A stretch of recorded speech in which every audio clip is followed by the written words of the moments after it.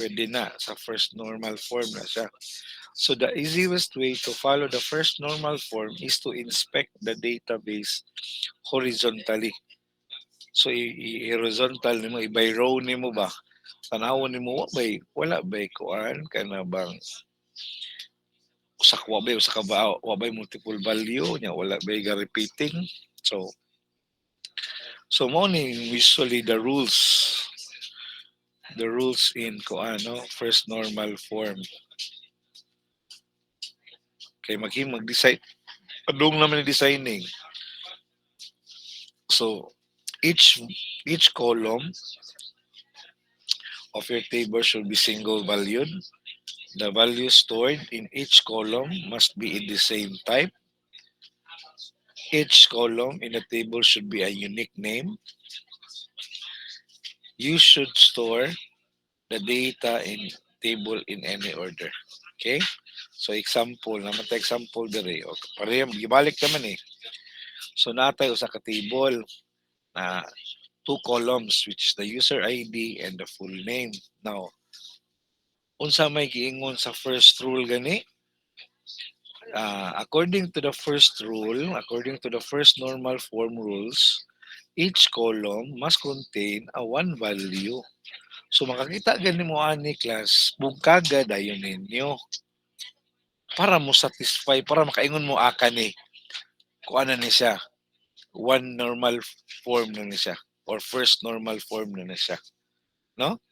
But in case of the full name, the data value can be further be stored as two separate column, no? Kay mao lagi ma- makaligis man ta sa first normal form kung multiple data sulod.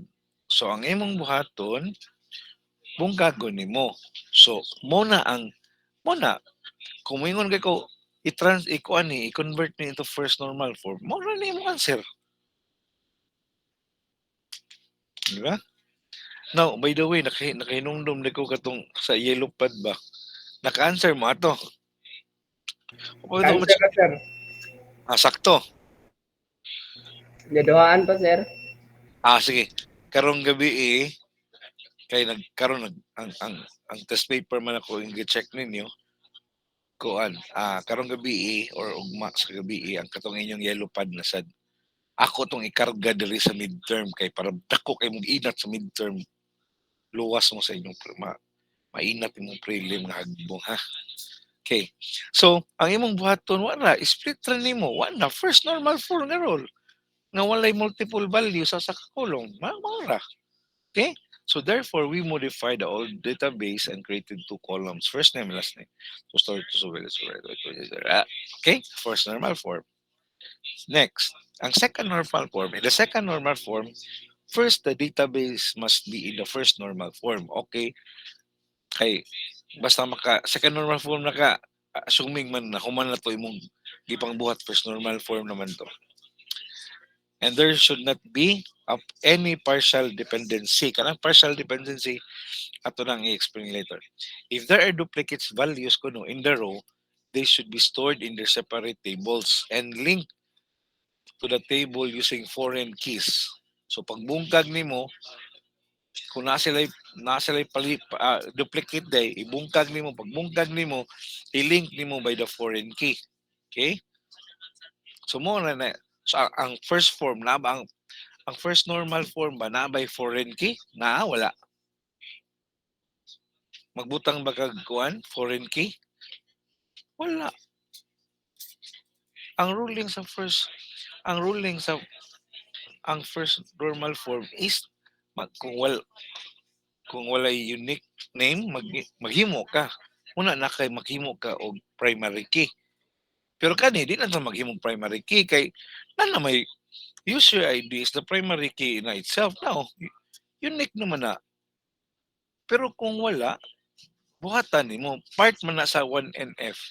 Diba? First normal form, maghimo tag no repetition nga group usa pa to no multiple values niya uh, mo create kag unique key or the primary key column mo man yung mga rules of 1NF sa first normal form. So mo na to. Kani ani kung mao ra moingon ako first normal form, mao ra. Ayaw na pag dubli pa jud ka og table wala man. Yung buhatan pa yun nimong foreign key wala. Second normal form na basta magbungkag na ka og magbungkag na ka og table niya maggamit ka og foreign key. Dali na nasa second normal form, di ba? So, so the ideal, mo gyapon, the ideal way to database in a second normal form is to create one or too many relationship na table. No? Yeah, the easy ways to follow the second normal form is to inspect the database vertically. So, vertically, pa vertical yung tanaw. Horizontal pa Basta, timan lang, ang horizontal ang and vertical ang sa first normal form is horizontal h. So tagaay lang mo kuan kanang naalay keyword ang h gani is hayang hayang pa read in hayang nya vertical gani sa second normal form varog v varog. So tanaw inspect nimo vertically varog. So para di ka malibog hayang and varog. Okay? Next. Now, the table should not be, should be, so nalimpyohan na.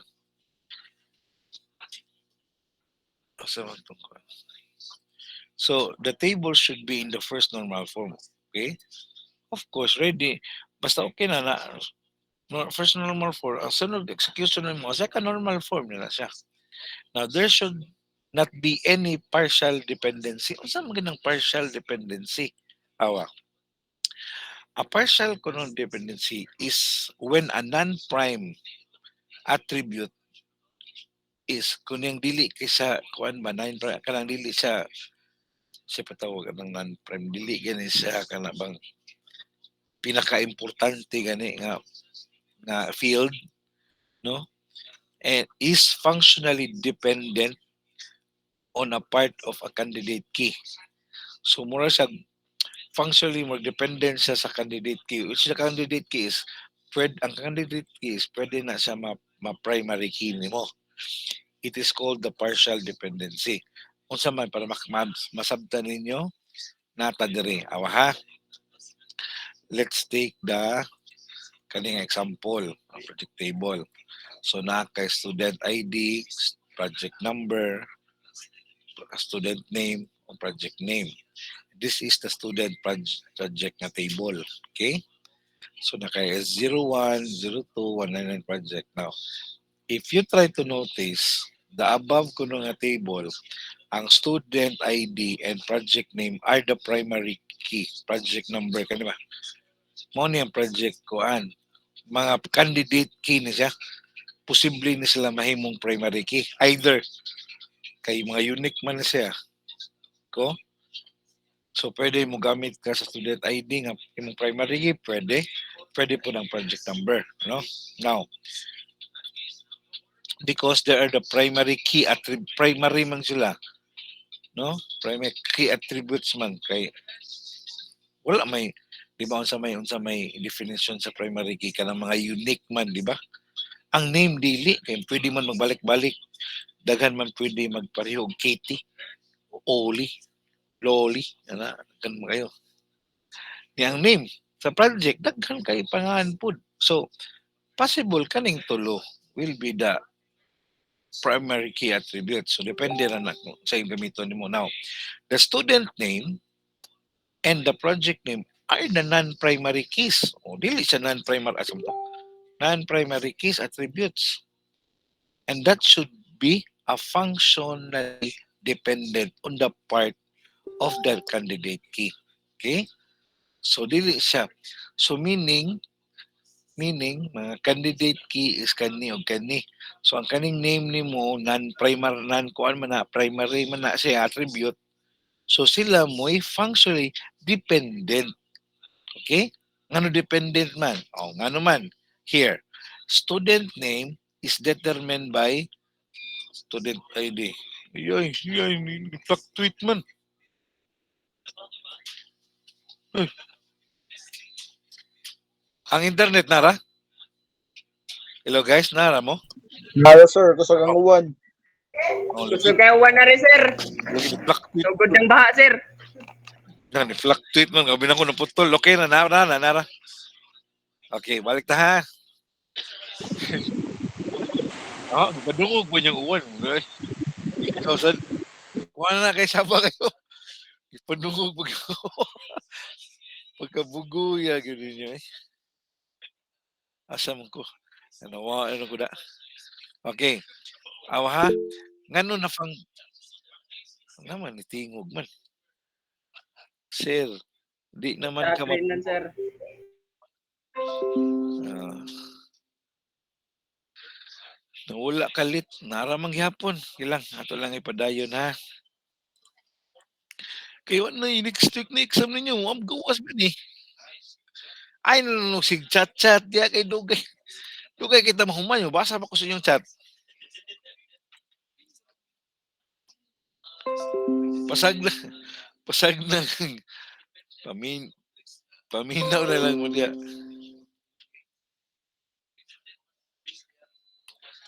Uy, resitas, dili ko mamalikas ha. Dito,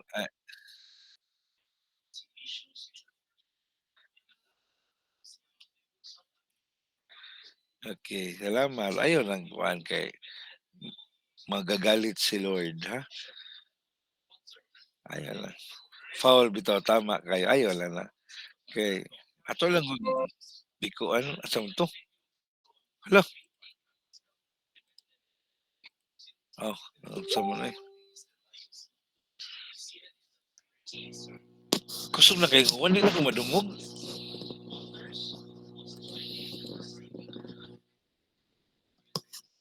Hello class, di na ko madungog ba ko?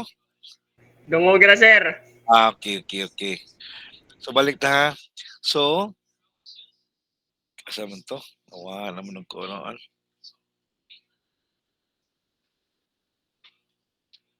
Ah, so kani ang ngano functional dependent man siya because the student kaning student name is very dependent sa student ID. Ang project name is dependent also in the project name or an other way around. Student name is determined by the student ID and the project name is determined by the project number. So they are functionally dependent. Okay? Now, saan masunod? Project name is determined by which partially dependent. Partially dependent siya which violates the 2NF and is a bad database design. Kay duha naman kabuok, no? For example, awaha, functionally dependent siya kani. Asa man to? Asa mong lala? Di naman mo. So, ang project name is determined sa kaniniya, project number. Kani padungad to. Now, mahug ana mag-partially dependent na sila sa uban. Kay nga naman, kaning project name is still also may relationship niya ni Kuan, student ID. Di ba? So kani siya, ma-partially ang project name, ma-partially Kuan siya, dependent siya. Kani. Kaya nga naman, ang kaning student ID, kay kung student ID, related man sa student ID name, niya, kay project man na siya, mo man niyang project. So project number, kani, pwede maniwala. So partially dependent na siya. So unsa may buhaton? Unsa may buhaton nato? How to remove partially dependency. To remove the partial dependency, decompose the table. For the above table, kaning sila, kaning ID to remove the partial dependency, remove the project name column. So tangtangon ni project name, tangtangon ni mo kana Kay kung imong kuan, kung imong tan-awon, kani mas related kung transact ka, student ID. Yeah, of course, related to the name. Yang unsa iyang project. Oh, ang project name wala ra kay pwede ra magamuling kaning project number kani mutudlo ra man na sa imong ngadto. So, tangtangon yung mga project column from the student project na table and add it to the separate table as follows. Mao na ni. Oh, di ba? So, oh, kusog-kusog ng uwan sa So, if you try to notice, dili na tas sa una kay usaron ka table, student project raman. Karon kay giduhan na nato. The student info and information sa mga estudyante, nahi lang po ang imong project na po info nga table na. Project info table, student info table. Okay? Now, dili na siya, wala na siya project, dili na siya partially dependent. Project name, kaya nga naman, di na naman sa iyang kagalingon. Pero katupang silang upat, katupang pa silang upat, uy, pwede naman kani, related man na ana, oh. Kani wala man. Siya noon, kani related to ani niya. Kana. Pero in the whole, talawon ni mo, pwede waral na ni. Muna siya gitawag og partially dependent. So, ang buhaton ang mga inana gani class, bungkago na na mo, tanganin mo separate. Now, this is the second form man, di ba? Unsa man to'y rule sa second normal form? Ah, nara, nara, nara.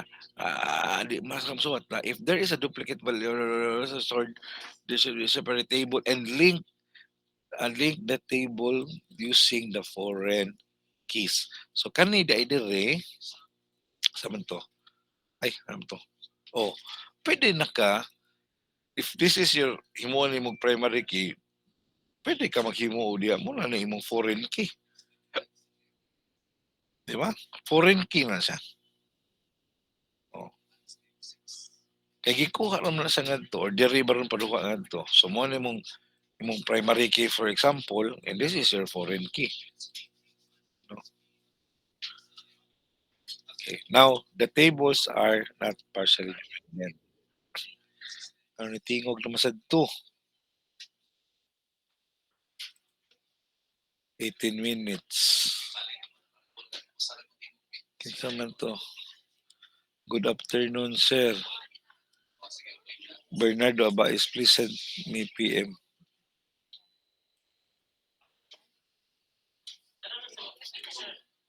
Ayan, wala na. Okay. So next. Oh, natay usa ka buok. Okay. Natay old na student ID, first name, and job title. If you try to notice, nana kay kung ano naman is, conform naman is, so, okay na, naman kay primary key. Wala problema. First naman na, so first naman na. Yeah, first name. Okay? Wala say duplicate o value. Pasado na siya sa first normal form. Okay? Ang problema lang karon, dili na kasi second normal form.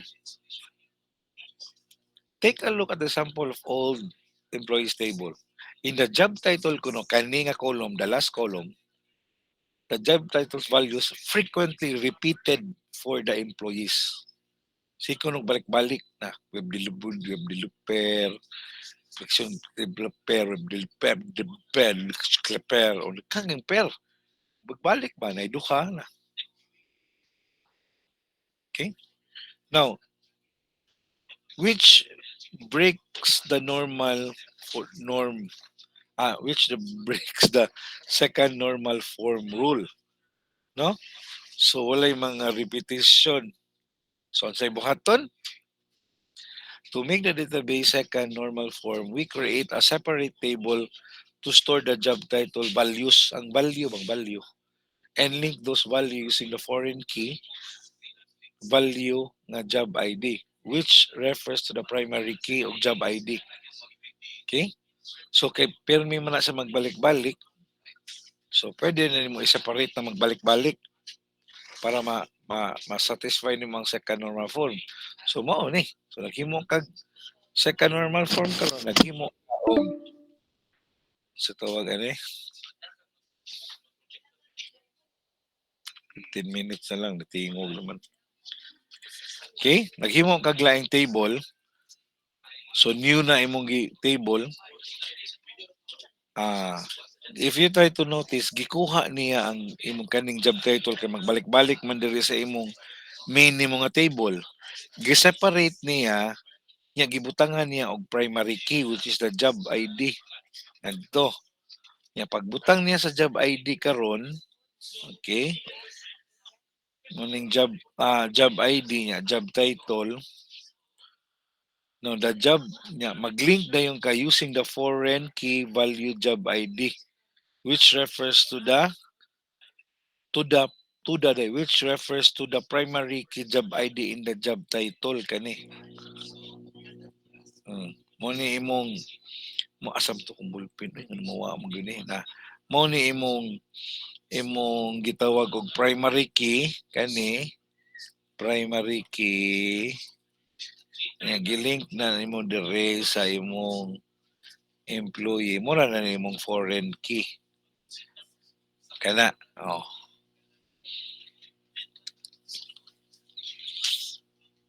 So kung tanawon ni mga transaction ni wala na. Okay? So the third normal form. The third normal form, the database is ready in a third normal form. This is so kung lab third normal form, siyempre it is in the second normal form already. So duha ra gyud ang yang key class. Di man ha, every non-key column must be mutual independent. Ikaduha, identify any column in a table that are interdependent and break those column into their own separate tables. Example ani niya mo ra gini sa imong tanawon ha. The table should be in the second form and there should not be any transitive dependency for the non-primers. So ang mga non-primers attribute kato mga normal nga mga field ha. So unsa may what is the meaning of the functional dependency? So when there is a relationship exists between the primary key kani ang primary key kung na ko na relationship ang primary key ug non-key attribute katong normal nga column nga uli siya non-key attribute siya within the table is called the functional dependency. Okay? Naman ni diri. Di ba katong sa first na to asam to? Ano? Functional dependent or dependent. Okay? So kaning name is functional dependent na siya diri. Functionally dependent. Kani po siya functional dependent sa project name. Pero kung if tawag the whole, kani is partially dependent sa nila. Okay? Nya ang sa tree is na kuan ko no, transitive dependency. Ato na ipakita sa kong sample ha. Okay. Awa ha. Awa example. So naka employee ID, naka employee name, employee address. Unsa may nakita nimo diya? These are what we call kuan kanang related man siya, di ba? Employee name, of course, dependent sa ID. Okay? Ang employee address sa iyang name. Okay? Pero sa nakitaan, here, the employee ID uniquely identifies the employee name because we know that employee ID, we can easily tell the employee name associated with it. In this case, functional dependency can be written as the employee ID or gitawag na to is functionally or employee name is functionally dependent sa employee ID. Kani siya is functionally dependent sa employee ID. Okay? Nya, ang ikaduto ha. So what is kaning kuan? Transitive dependency.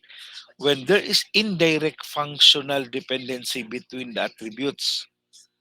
Naa kuno'y indirect. Nga na nimo matawag nga transitive kuno when there is an indirect dependency between the attributes. No? That is called transitive dependency. Okay? So kailangan tangtangon ta na siya. So natay example, nara movie ID, movie listing, movie listing type and DVD price. Sa inyong tanaw unsa man na siya? Asa man ni asa man ay mga functionally dependent ana niya. Okay? So in this table, the movie ID or the listing ID is functionally is functionally dependent sa movie ID. And the listing type kani siya is functionally dependent sa listing ID kana. Oh, na are the attributes which the transitive function dependency. Therefore, the listing type, kaning listing type, kani is functionally dependent po sa asa man movie ID kani kay related man na sa gyapon ngadto amo na gitawag og transitive functional dependency sa man to di nam suwat tara so transitive na kay kani siya ano ang listing ID diya identify sa diya so ang listing pud ID ang listing type is kuan po siya diri sumula na mo na sa common di ba kani o kani so therefore ang kani day listing type transitive na siya sa movie kana no lahi ra sa atong usa kay ang usa kay katong last example na to ganina kay kani ana kani sad siya ana or kani siya independent ngadto kani po siya dependent ngadto so, kani di man kani is dependent man diri pikas kani is dependent man diri so unsa may tawag ani niya ug kani niya nga kay nag inside sa end to end so mo na siya gitawag transitive na siya nga functional dependency transitive dependency na siya okay now naa ko'y usa ka example gibuhat diri class nga mo kani ang gibuhat gini siya karon lang para makasabot mo ay nyara kay gibagting naman akong edit ako sa ikuan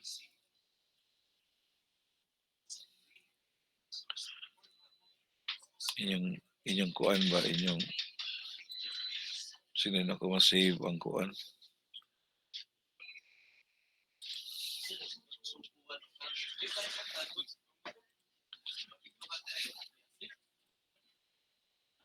ay asa ba to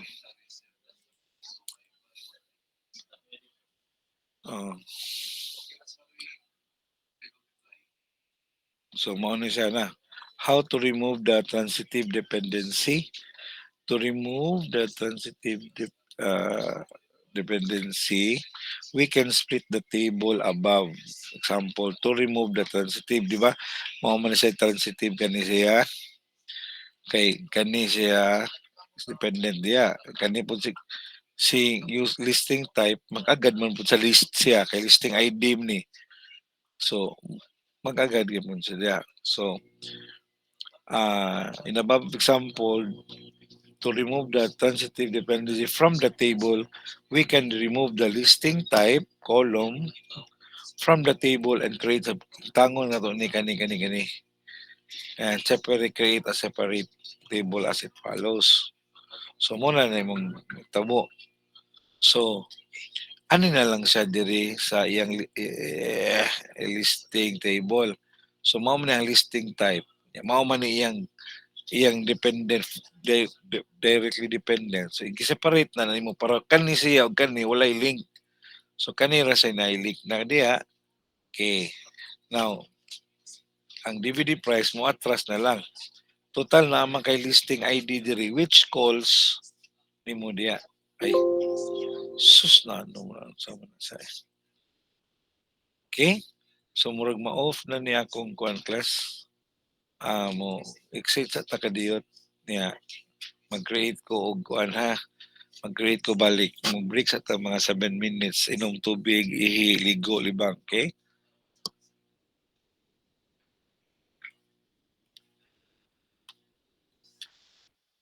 Ay, napa mo diya? Sa pa, sir. Tapos, sir. Kataan, sir. Sige. Kaya na tayo discuss sunod. Yeah. Sige. Kay at least mahulong-hulong gamay uwan niya. Makadungog ta. Sige, see you, class. Bye-bye, sir. Thank you, sir. Go, sir. Love you, sir. Okay. Sir, love